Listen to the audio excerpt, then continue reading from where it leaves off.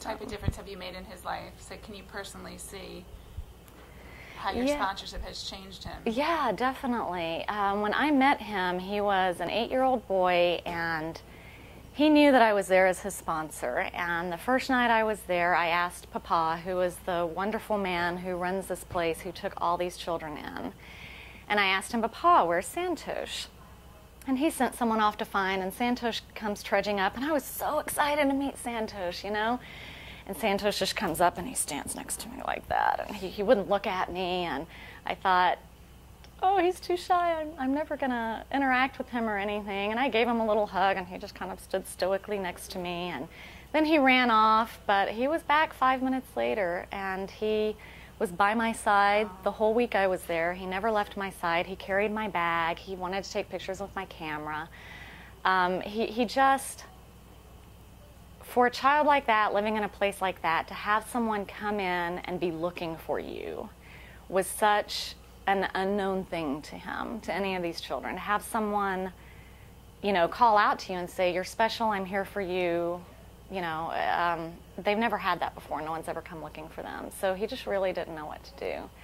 But he stuck to being a friendship and relationship, and I saw him on 4 subsequent trips, and you know, saw him growing and talked to him about school, and we had ice cream parties and did a lot of fun stuff together.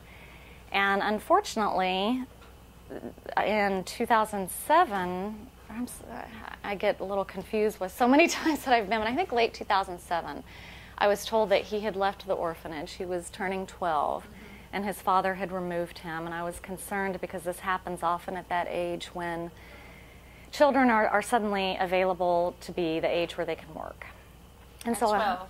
At 12? Yeah, at 12, you know. And they're such babies still. Yeah, to us, they are very much so. And it's hard for me to make a judgment call because life is what it is, and when you're living in such poverty, you know, you're simply trying to have food to eat.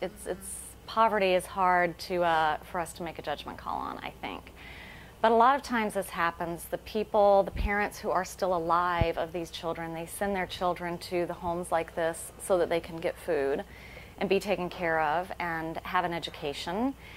And then when they're available to work and contribute to the family, they'll come and take them out sometimes. And that sounds horrible to us. I mean, it breaks my heart too, but it is what it is. It's reality for them. So let me ask you, so you go to India several times, and when you first started going, your daughter was obviously younger than she is today, I believe. Did Chandler stay, your daughter, while you were traveling?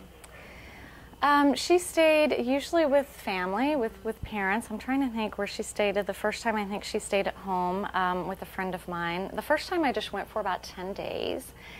And then she was on spring break, so it kind of coincided with her breaks from school.